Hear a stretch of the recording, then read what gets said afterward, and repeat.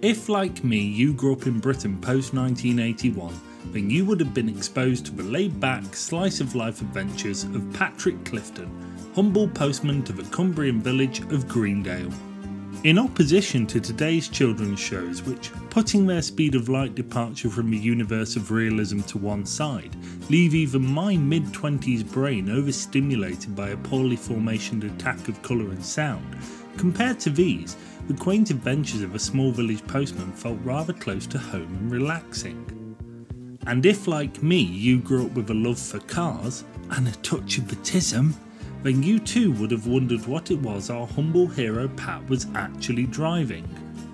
Whilst there have been many suggestions for what Pat 1 was actually based on, including the Leyland Sherpa, most theories have drawn their conclusion on it being based on the Bedford HA van. These were a rather ubiquitous and rudimentary vehicle found in service with many companies across Britain at the time of the show's creation, back in 1981, including the likes of British Rail, British Telecom, and most importantly, Royal Mail.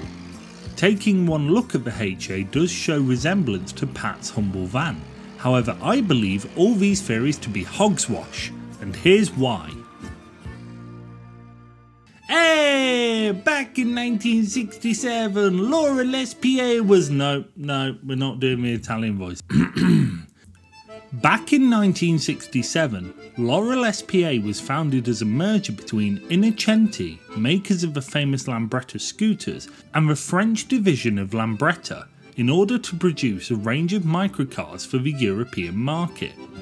The Willem microcars were produced by Laurel's factory in Italy and rebadged for the French market, and of course Greendale.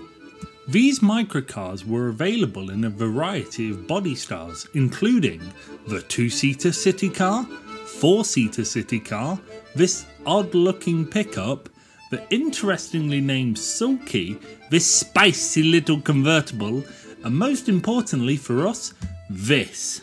Launched in 1968, this is the Willem Forganetti van. Just look at it. If any vehicle has ever looked like Pat's van, it's this thing. Powered by a 2-stroke Lambretta 125cc engine mounted to a 4-speed gearbox, it sounded like a wasp trapped in a baked bean tin.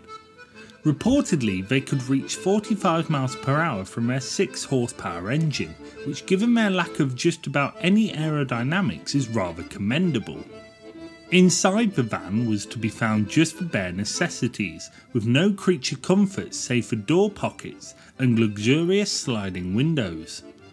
The Willems didn't even come with an individual seat for driver and passenger, with only a bench seat provided, but when you're sharing with a cat you hardly have to fight for space. However, these vehicles were popular despite their size, which proved handy when dealing with France's tight and narrow streets, alongside the fact that they could legally be driven on the road by somebody who did not have a driver's license. And aside from its rather cute looks, the Forganetti actually makes a bit of practical sense. Around this time in both Italy and France, scooters ruled the roost in terms of transportation when placed against the higher cost of cars and vans, with both Lambretta and Piaggio, makers of the Vespa, having turned their scooters into a variety of vehicles including three-wheeled delivery vans. However, these essentially were scooters arranged in a tricycle layout with a large storage box placed on the back, whereas the Willems, well, they were just miniature cars. In fact, they stood on 10-inch wheels just like a Mini, with independent leaf spring suspension on both the rears.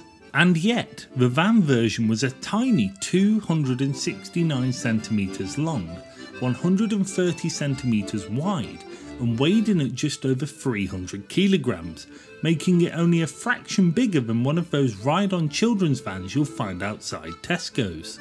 Willem's vehicles were produced for 20 years with an estimated 3,300 vans being produced, with most of these being sold in France, before eventually production ceased and closed down in 1988.